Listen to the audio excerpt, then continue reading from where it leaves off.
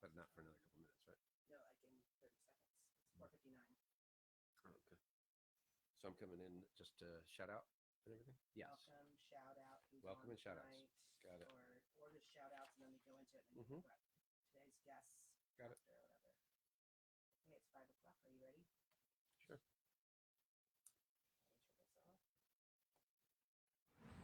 I'm up. Hey, welcome everybody. It's 5 o'clock. FBL 5 Sports Stories with Denny Lennon. We got a fun one. We're digging into the vault. We're going deep into the catacombs of the Sentinel Adobe, and we're pulling out a 2008 Battle of the Valley All-Star game where Paul George just goes off. I got the original broadcasters from that show that'll be here, so that'll be great. And we're giving out a $100 gift card too. I want to get my shout outs. Hopefully my family's here. Is the family here? Good. Where's my Lions? St. Mark Pride, everybody. The VBC, another great show last night. Way to go. Mike Boley as the producer. We got a big number, and it was a good show. Who else do I want to call out? I know. The AAU right behind me. Always got my back. AAU. Hey, top 5 states. Look at this. It's called the Paul George effect because after Michigan and Florida, Oklahoma, he played in OKC, and Indiana, they take those slots. What do you know, right? And then always number 2 behind Cali, which is, it's number 1 because we're here near LAX. OH. IO. That's who's there. Okay, let's start the show.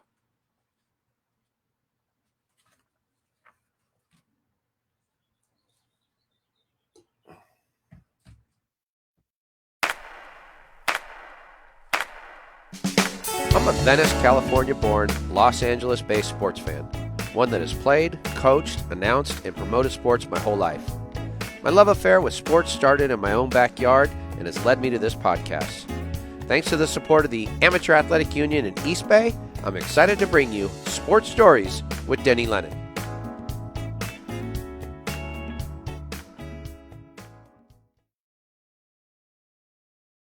Coming to you live from Los Angeles, it's the top-rated show in the Sentinella Adobe corridor, operating in the shadow of LAX out of the 7428 studio, where Jimbo is at the controls and Buck takes a nap until he's got to take a crap. It's Facebook Live at 5. Sports Stories with Denny Lennon aims to bring its subscribers interesting, unique, and uplifting stories. You can find us at sportstoriespodcast.com. We drop video, audio podcasts every Thursday and go live at 5 on Facebook 4 nights a week. That's Sports Stories with Denny Lennon.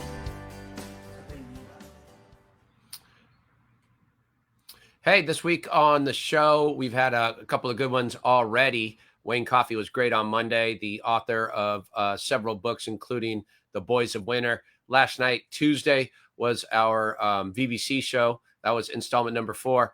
That's Paul George, and that's who's the focus of today. We have some high school play with him. That's Wayne Boley dropping down. Well, did he drop that shot? We'll see. But you got to tune into our video podcast, which is available on YouTube, easy to find. Wayne Boley, a 1960s standout athlete at Loyola University, eventually became the man who defended Loyola Marymount in the Hank Gathers case. So a real interesting in-depth 3-parter with him that'll play out over 3 weeks. And then tomorrow, St. John Smith leads a lineup that includes Jim Mangus, 2 of the kings of the beach volleyball. Grew up on the shores of Southern California and now is the most watched sport in the Summer Olympics. So we'll get a real look back at that, and that should be a great show. Friday night, the happy hour show of record. Okay, let's not waste too much time. We're going to bring in the LA Times prep writer and columnist. He's a sports writer from, like I said, the LA Times, and an award winner, City Hall of Fame for his writing. Let's bring in Eric Sondheimer. Hi, Eric. How you doing, Denny? What's happening, buddy? Doing good. Before we bring in Randy, I want to tell you, Randy's done I think a 2 or 3-parter video podcast, and then he's also been on a couple other shows. So that's why he has a highlight to bring him in, a highlight reel. that'll bring him in that the crew put together. So I don't want your feelings to get hurt. It's okay. Randy is always number one. Okay. All right. So let's bring in Randy with his highlight reel. Goes first, and then we'll bring him in. Now, if you thought that was ridiculous, now we get to the stuff that's sublime. Now, if you have children out there and you don't want them to watch it, I'm being serious for a moment. I really don't think you should. This is for the mature adult.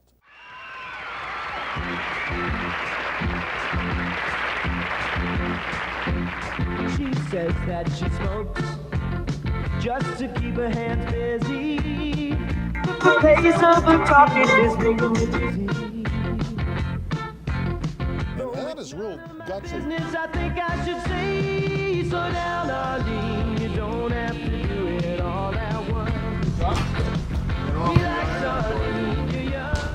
missed again, but the rebound is good. So Classic. Rightly so. Life that must be quenched. The game just started, so don't get bent. Slow down, Arlene, slow down. Well, she's almost. Unmute. Whoa, Randy. awesome. That was awesome from my days at KDTV in Ventura County. Looked much younger back then. I liked the hairdo. I needed a haircut. And that vibe kind of had a Teen Idol Tiger Beat kind of beat behind it. I liked it, Randy. Yeah, it was fun, and it just kind of takes you down memory lane. A lot of fun assignments I've had over the years, and Denny, thank you for that. I think that was very cool. Okay, well, Eric's now wondering what we have in store for him on the next show. Hey, Randy's got the hair. What can I say? Yeah, but Eric's got the knowledge. Nobody knows more about the prep scene than Eric's on. And Randy had a left-handed cleanup there after he took that shot. Not bad. Eric, before we get into this 2008 game where Paul George exploded and showed what kind of basketball player he's going to be, let's talk a little bit about the high school sports scene as we know it right now, which of course isn't much, but as we look towards the fall, you know, what's the latest you've heard and what are some of the things you see coming down? I've been trying to take it on a weekly basis rather than making decisions 3 months ahead, as some people seem to want to do. I mean, it's pretty clear the summer is all messed up and nothing's really going to happen.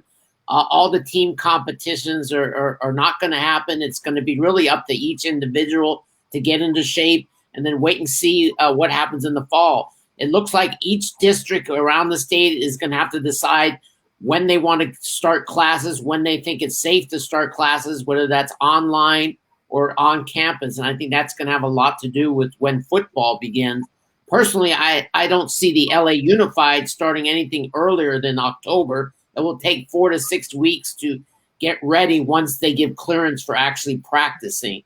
But other districts will be different. Ventura County has a lot more leeway right now, and they may be getting going before anybody else. Wow. And do we like project that we're going to see either, I don't know whether it's high school athletes, but maybe especially Cal State athletes start to think about moving towards Arizona, Texas, Utah, these kind of places? I think clearly there will be some parents, if they see that football is in jeopardy of even going here in California, we'll find Arizona or Nevada or Utah or Texas because those areas are more than likely have a better chance of definitely getting going, because California is certainly pretty big and there's so many urban areas they have to be very careful. So I would not be surprised to see an exodus. Randy, you got your finger on the pulse of some collegiate athletics, having spent a long time with Fresno State and the like. Is that what you see? You see some of these athletes maybe starting to make a move? I'm not sure. What I see is concern, and nobody seems to know what's really going on. And to hazard a guess at this point is almost futile. I'm of the opinion we probably won't have college football when it's normally scheduled, that being late August or September. Now, the Southeastern Conference may do some things a little bit different and schedule a little bit in their own direction. But I see the California schools having to move out of September, maybe even past October, and start their season as late as November, or maybe even after the first of the year. I just don't see anything happening in September and October. Maybe October, if we're very fortunate, for college football. I have my doubts, though. And you have to imagine it's going to be an interesting recruiting cycle. I mean, with the spring that has been wiped out and now no summer for recruiting. I mean, these collegiate coaches are just going to have to take their best guess, I guess. Yeah, in football in particular, they have not been able to go out on campus and actually see if somebody has grown.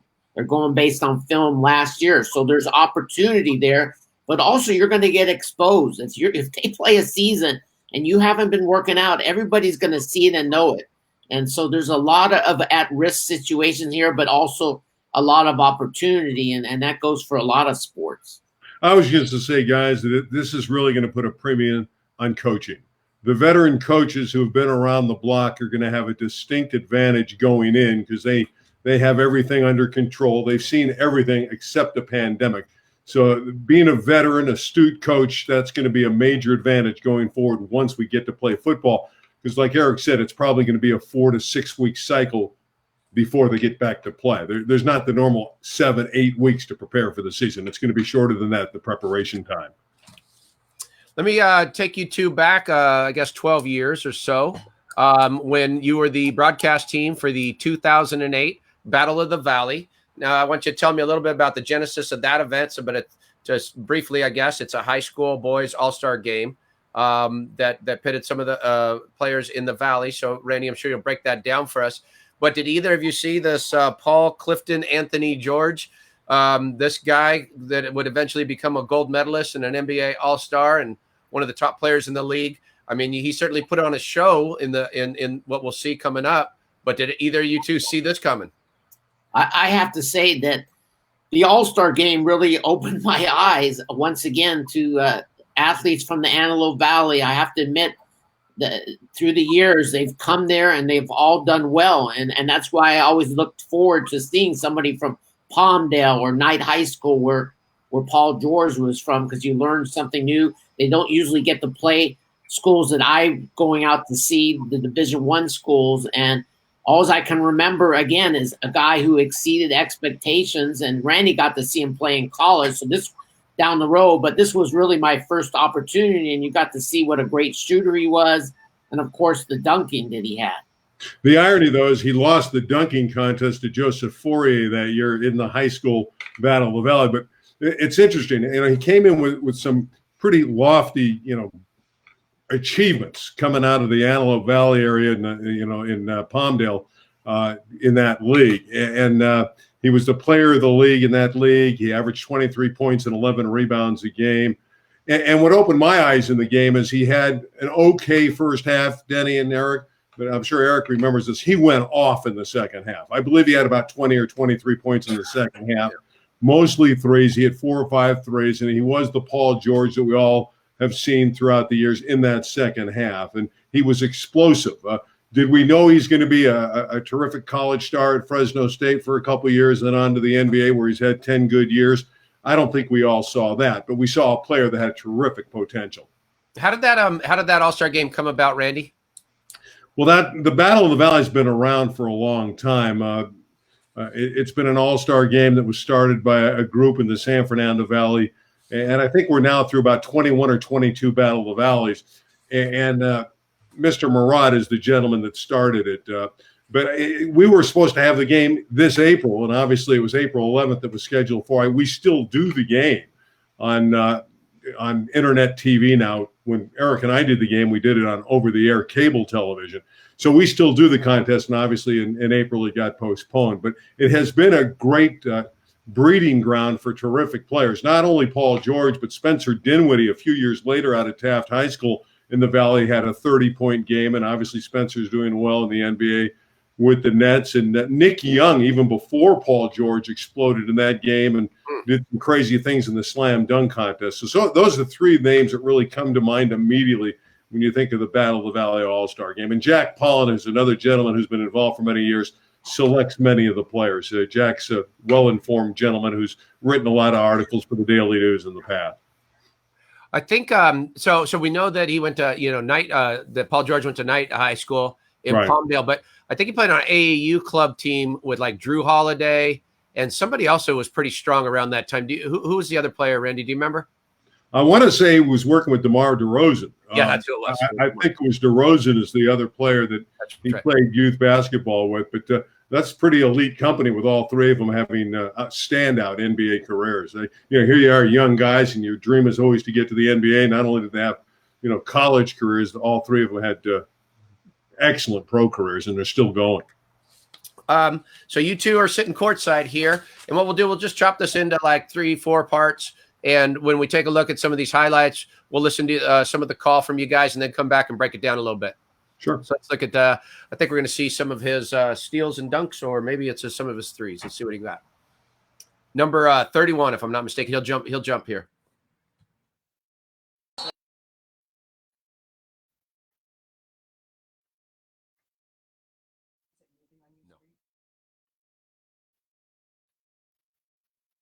Controlling the tap, but then on the shot by Wenrick. Here we go. Paul George slams it in. Found for Paul George on the miss by Ricard. And George from downtown, he hit 63s during the regular year, so that's not surprising. A nice roundhouse dunk. That should score pretty well. Here's Cook. Nice feed inside and a soft lay-in for Paul George. They need buckets. Rutherford out to George. That quick trigger and he hits a triple. Boy, I like Paul George. He's a good-looking player. I think he's going to end up playing for Steve Cleveland at Fresno State. Well, you've seen Fresno State. Probably play immediately. George again.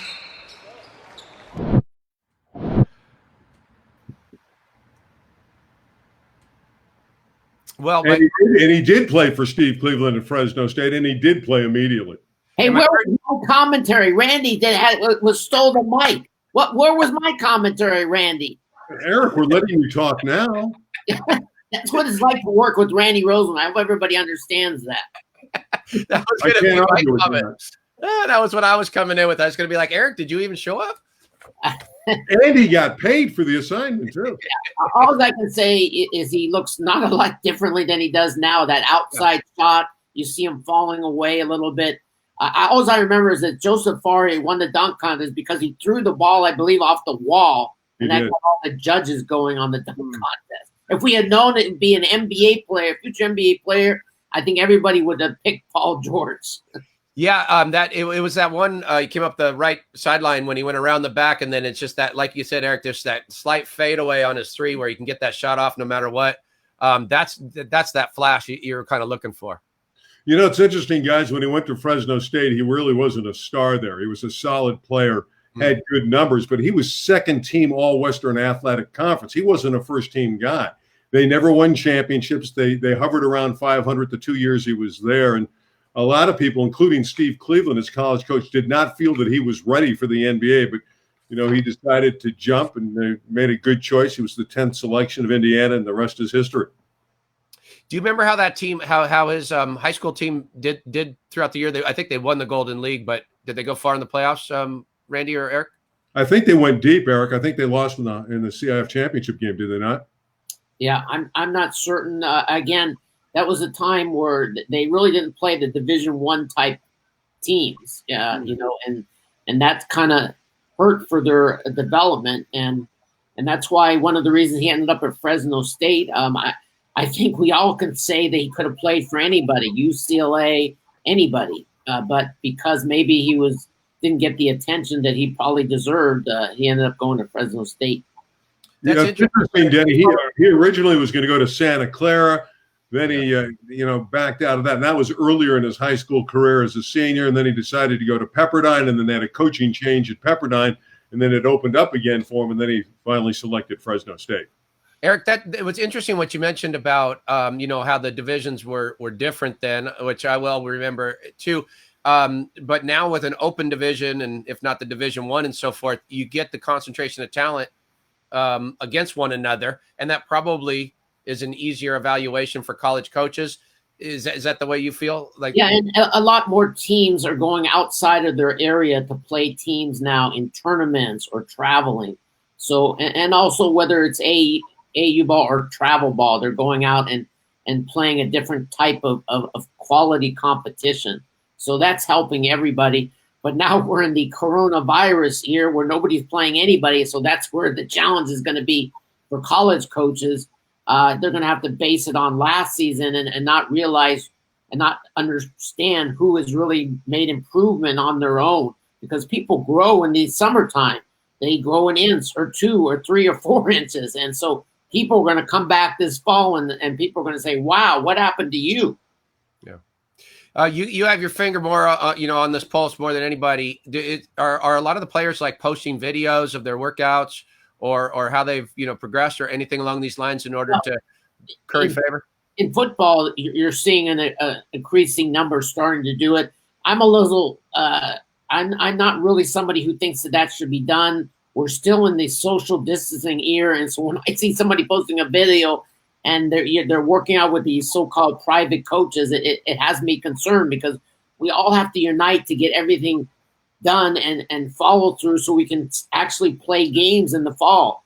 And if people aren't following the rules, then that could be a problem. So I'm not a big fan of posting videos at this time.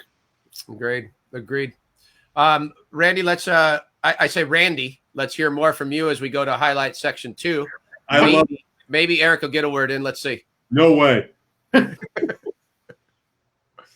already run up our little highlight package 1. So this is highlight package 2. I think you can see some of his defense from PG.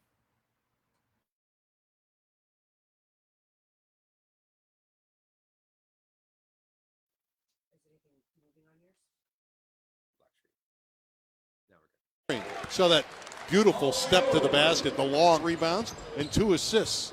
And another 3 ball, this one from Paul George. And he's got great enthusiasm. 18 points.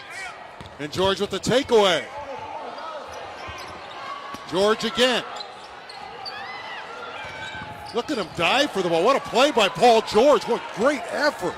Oh my goodness. Kissick missed the layup. Another steal. George for 3. Yes!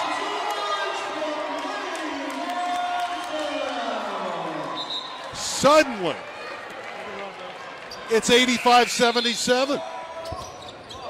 He's back in it. Here's George again. Beautiful from downtown. A lot of oohs and ahs in the crowd for Paul George. You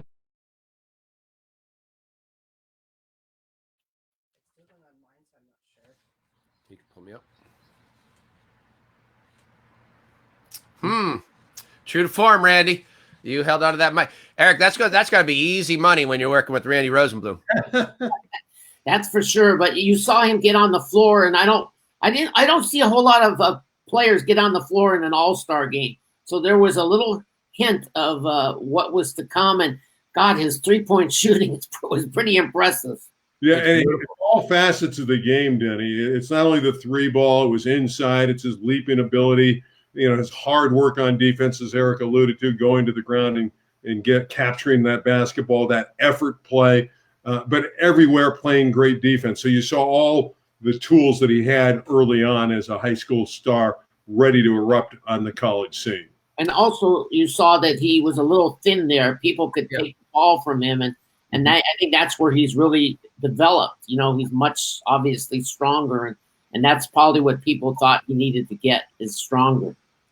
Eric, you've been at plenty of these games, and you've watched plenty of the deep championship games. Give us a short list of some of the most impressive players you've seen coming out of their senior year. Okay, at the All-Star games and stuff? Sure. Okay. I mean, obviously, Nick Young was really one of the better ones out of Cleveland High School. He was a late recruit, ended up going to USC. It was the same year Jordan Farmar, and they became best friends, and Jordan helped him pass the SAT. Jordan was a straight A student at Taft High. They became great friends. He went to UCLA, Nick Young to USC, and that was really a great thing. Gilbert Arenas out of Grant High School was so fun to watch because he could score so quickly. And in recent years, there's been a lot of really good players. Crespi has produced Brandon Williams, among others. So the area in LA and the Valley has really been on a hot streak. What about you, Randy? Who's the best MVP of this Battle of the Valley that you've watched and called? Well, outside of Paul, I would say Cassius. Cassius Stanley had a tremendous game a couple of years ago. The young man that went to Duke and now is going to try to get into the NBA and do some good things. He hit a jump shot at the buzzer to win the contest. So Cassius had a great game. And the other contest that really stood out, and I mentioned it earlier, is the work of Spencer Dinwiddie. Dinwiddie out of Taft had a 30-point eruption. And I thought he was a good high school player, a good point guard at Taft High School. But after I saw him at the Battle of the Valley, I said, whoa, this guy can be a really good college player. He went on to Colorado, then on to the NBA. I trust you two will be back. We're just going to step aside for a quick commercial with our good sponsors at Casablanca. And next time, Randy and Eric will be sending Casablanca to your place of residence. I can make that. Promise.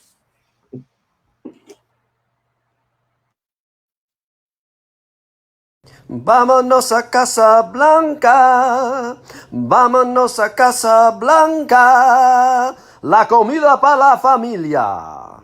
Vámonos a Casablanca, vámonos a Casablanca.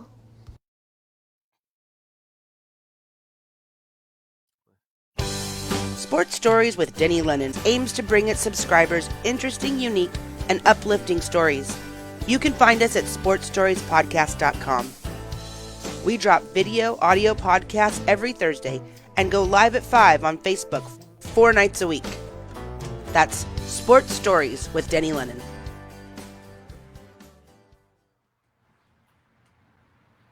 We're coming up next on the a few of his dunks that we're going to show. A couple in the game, couple in the contest. Why don't you bring us back to that contest, which is always such a big part of the All-Star games, Randy and Eric. Everybody kind of like doesn't leave their seats at halftime of these All-Star games. They want to see these dunk contests. Yeah, the interesting thing about that at the Battle of every year at the Battle of the Valley, the dunk contest is where the fans want to be. And you'll see an exodus for the second half a lot of the times in the All-Star game because they're there to see the dunk contest. And little did we know that Paul George at that time would later be a slam dunk contest performer in the NBA slam dunk contest. He didn't win it, but he was able to get that far and be part of the slam dunk contest. But this was the night, and Eric talked about it, for Joseph Fourier to throw it off the wall and just electrify the entire building at Cal State Northridge. I think I predicted Fourier would win the thing because he's a little crazy. He ended up going and playing in the NFL, went to UCLA as a tight end and played there, but he loved basketball and he was willing to do anything and he could jump a little bit and he had the personality out there. So, but he was able to make the ball go against the wall. That was pretty good. That is pretty good. Now, I've been to a few of these dunk contests. I think if I had to pull out the most impressive dunker I've seen at any contest, any high school contest, would have been Joey Johnson, which was Dennis Johnson's little brother. I've never seen anybody do quite the things he did. How about you guys? I didn't see Cassius Stanley in the All-Star game, but he's one of the greatest dunkers I've ever seen at the high school level. Yeah, I can't argue with that. And I just mentioned Cassius Stanley. And again, that was a phenomenal night for him. It was at that time the game was played at Sierra Canyon, where it was supposed to be played again this year. And he was on his home court. He hit the game winner. I didn't realize at that point how far out Cassius Stanley could shoot the ball. He had more range than I thought. He really developed his three-point perimeter skills. But the dunking was just a thing of beauty. Okay, let's take a look at a few of Paul George's dunks from the 2008 Battle of the Valley. And this would be some of the halftime dunk contest. We're going to go with three-pointer than dunks. It might be three-pointer than dunk? Mm-hmm. Okay, fair.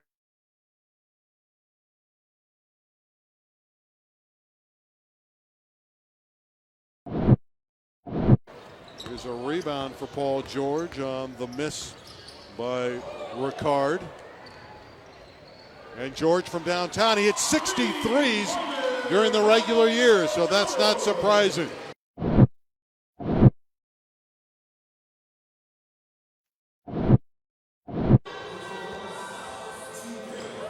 nice roundhouse dunk. That should score pretty well. Back on, there's a block by Anderson on the shot by Wenrick. Here we go. Paul George slams it in.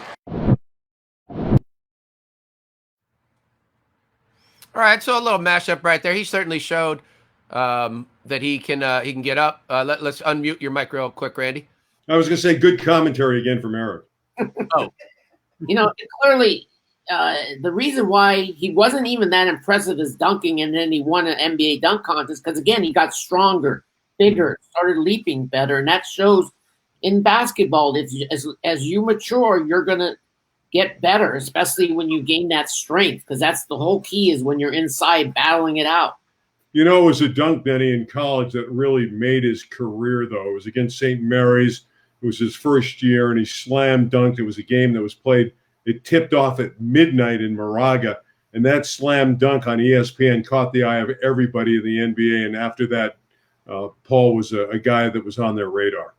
Yeah, I saw something about that, like either Sports Illustrated or something. They had the most entertaining players in college basketball or something like that, and that's where he got noticed. And it was right on the backside of that dunk, I think. Yeah. What's interesting, later Paul told me that he was yawning in the layup line before the game. It was such a late-night game. It was one of those deals where ESPN was doing 24 hours of basketball, and the Bulldogs and the Gales happened to be the midnight game. And let me tell you, when a player is yawning, don't underestimate that. I'll never forget, before the Chino Hills played for the state championship, LaMelo Ball had a big yawn, and he was only, I believe it was his freshman year. And I said, wait a second, what is he yawning for? And it's because they're so relaxed, and maybe they also are tired. I would argue, I mean, I've seen plenty of high school basketball, and that Sierra Canyon team, I mean, that Chino Hills team, I don't know that I've seen a better team than when I think Alonzo was a senior. Right. That was, I mean, would you put him right up there with your top five, Eric? They were the best, I think, because, first of all, they're going to have perhaps 4 players go on to the NBA. Right now, it's for sure it's going to be 3, Lonzo Ball, Onika Okongwu, and LaMelo Ball. And then Eli Scott is having a great career at Loyola Marymount. He may end up getting there. LiAngelo Ball is the one who kind of, I don't think is going to get there at this point. Randy, I just had an interview a week ago, maybe 2 weeks ago, with Stan Johnson, the new hire at Loyola Marymount. I'm sure you've seen him work his way around different schools. Any thoughts on Coach Johnson taking over for the Lions? Well, I think he'll recruit well. I think it's a place that for so many years has just lingered. I mean, they've actually been in the shadows of even Pepperdine, who's dominated that series. And Stan's a very good coach. He'll get it done. He'll up the recruiting ante and get some players in there, and I expect Loyola Marymount to be competitive. The problem now with the West Coast Conference is the competition level. Once, Gonzaga built a program that's as good as any in the country, and then you have BYU entering a few years ago to go with a Pepperdine team that has been stronger than Loyola in town, it makes for difficult treading. But I think Stan's very good at what he does and should do a nice job there. Let me give you an early impression. They've already made a huge impact through social media. They're way above whatever they had before. He's been making scholarship offers to people that probably shouldn't be considering Loyola Marymount, but it's getting the name out there. And so I never paid attention to Loyola Marymount, but since he has been named coach, they've really gone into the social media heaven right now. They're going all out, and at some point maybe they'll get one of those really good players that they've offered. Remember, they did have the great teams with Hank Gathers, the late Hank Gathers, and Bo Kimball, and made that deep run in the NCAA tournament. So it can be done there.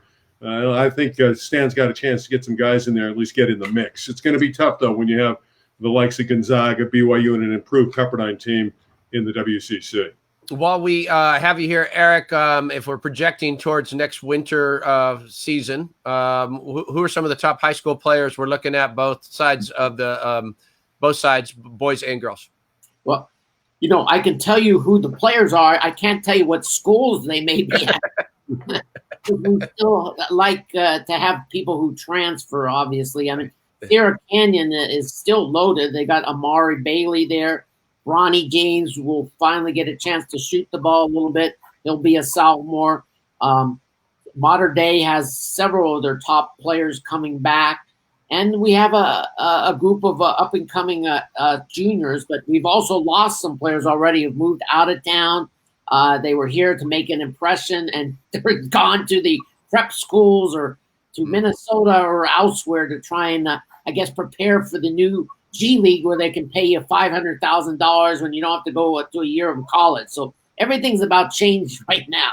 As far as girls, Watkins is back at Windward, and thank God the girl that she's going to be around, I know, for the next 3 years. And then in college, she's not going to the WNBA early, so we're going to have a great time of watching Juju Watkins develop into I think, the nation's best women's basketball player for Windward. Yeah, you both were on that show, and we had her on the show, and she seems like a really sharp girl as well. You know, the following week I had on Ella Parker, the pitcher for Notre Dame out in Sherman Oaks, that's Dave Roberts' niece. But she also seemed like a really sharp girl. But she's going to be something to watch in the softball. Yeah, she can hit, she can pitch. Great background, great family, and yeah, those two are going to be tremendous athletes and role models for the other up and coming, because that's really crucial in the women's thing. They will draw in more people to see them than ever before. And that's where I have so much confidence in Juju Watkins, that the boys' teams are going to want to see her play. The fans will come out, and it will really be a growth spurt for the women's and girls basketball. And Juju's already built up a head of steam after having a fantastic freshman year. Windward had a great season, and she put up sensational numbers, and she did it against the best teams in Southern California. She was great against Mater Dei at the end of the year. Juju Watkins was the best freshman high school girls player in America. And at every level, when she goes to sophomore season, junior, and then senior year, she is going to be the premier player in her class. There you go. Randy has proclaimed it and makes it true. Glad you got that right, Eric.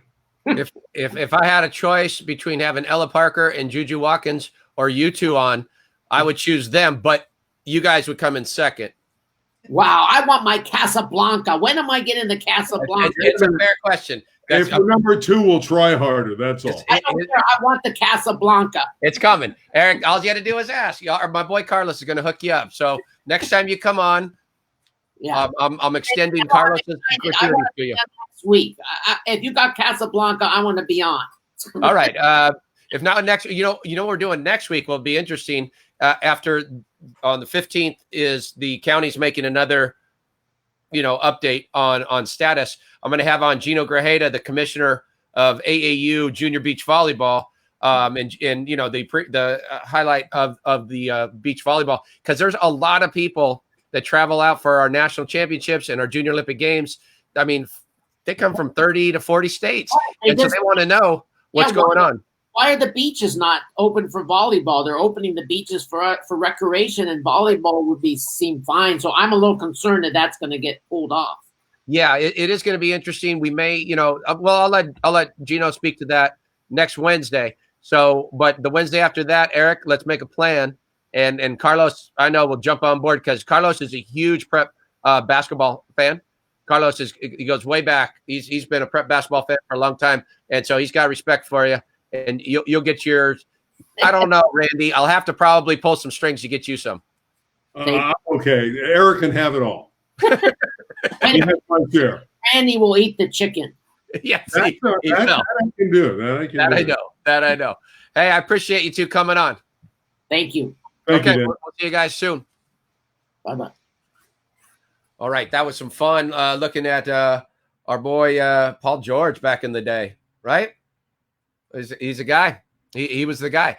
Okay, so we get to give away a $100 gift card for East Bay. I was going to have a special guest on, Jamie Newman, who was actually on this show last Wednesday with his daughter. They were on the show, and I wanted him to come back to draw out the $100 card, but I don't think he made it back on. He seems like he thinks. Oh, wait. Wait. We might have him. Oh, we do. Wow, just in the nick of time. I know it. Way to come through. Our the founder of Prodigy. Yay, you made it. What's up, Jamie? Let's see if you can hear me. Hey, can you hear me now? What's up, buddy? Hey, how you doing? You made it. Yes. Is this how you like when you're playing ball? Would you just skip the warm-ups and you just run out there at the last second like, I'm here, coach. I got this. Sometimes we're traveling hard. Sometimes that happens. All right. Hey, how are things going out? You're in Orlando area, and I know it's a downtime for you because normally, it's travel ball season. What are you doing to keep busy? A lot of training a lot of our kids, staying active with the websites, with the brand, concentrating on Hello Newman season 3. It's about to we're about to finish up taping that. So that's what's going on right now. And I forgot to get back to you. I won't be able to appear on Hello Newman season 3. I got a little busy with our series of podcasts. So hey, you never know. Season 4, when we come out to LA, we'll come out and make something happen. I play quite well to the 12 to 16-year-olds. They huge. They love it. Yeah. No, not as big as I used to be. All right. Hey, I'm glad you're here. We appreciate you supporting our challenge this week to subscribe to all of our different platforms, and those that did were put in, and I think you know who the winner is. Yes, we do. MM_Williams Instagram account. You are the winner. So let's put that. Nice. There it is up on the screen. MM_Williams. So you win $100 gift package to East Bay, where you can get most anything you need to get from Gear Up for the upcoming season. Jamie, what else you got? That's right. You get that as well. You get a Prodigy hoodie. Make sure you send your information to the email or the Instagram handle below so we can get it out to you ASAP. Yeah, so it's you can email at info@sportsstoriespodcast.com. So it's info@sportsstoriespodcast.com. You can also hit me up on Twitter at sportsstoriesdl, and we'll get that out to you, MM Williams. All right. Hey, appreciate you. You got anything else you want to chat about before we go? That's all. That's about it. I appreciate you for having us on. You get that Prodigy merch.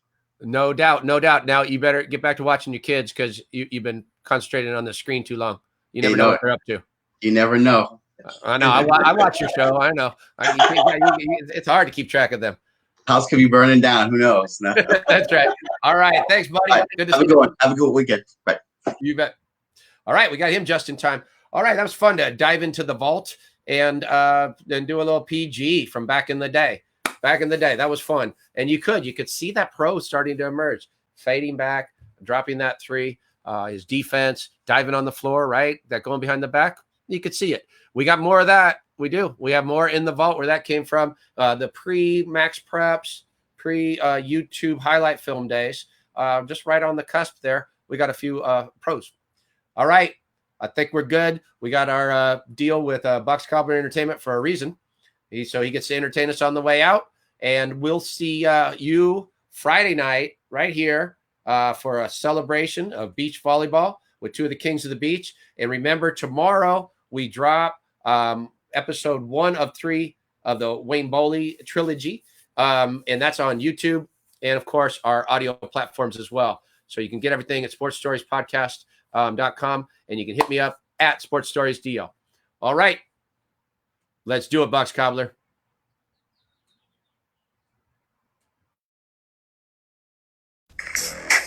Come follow me, we'll go watch Sports Stories with Danny. He'll make history, he'll set you free with all his sports stories. Oh, come follow me. Well, that's not annoying.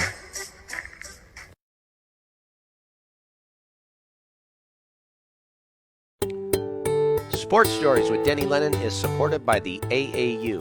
Find a local event and join at aausports.org. And remember, you can catch your favorite amateur sports live stream, replays, and highlights at ballertv.com. Sports Stories, along with East Bay, supports the Heroes Movement, a nonprofit that bridges the gap from mental or physical therapy to getting strong again through strength and conditioning workouts. This free service is available for any veteran of the United States Armed Forces. Visit heroesmovementusa.org for more information. Sports Stories, along with thousands of people across the country, also supports the My Stuff Bags Foundation, a nonprofit that provides traumatized children with new belongings and new hope. Learn more at mystuffbags.org. Sports Stories with Denny Lennon is a production of Sports Stories, Inc. and is available on Apple Podcasts and YouTube or wherever you listen and watch. Don't forget to subscribe, rate, and give us a review. It really helps spread the word. You can find all our social media links, archives, and other info on our website at sportsstoriespodcast.com. Special thanks to the John R. Wooden Course and Wooden's Wisdom.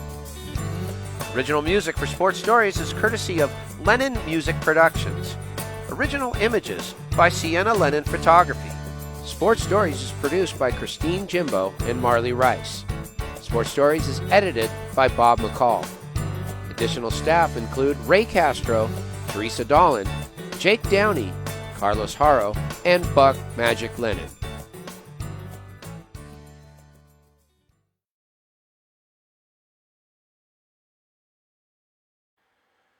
Kick it out, Buck! Yeah, kick it out! Kick it out! Yeah, buddy! Way to kick it out! Good job!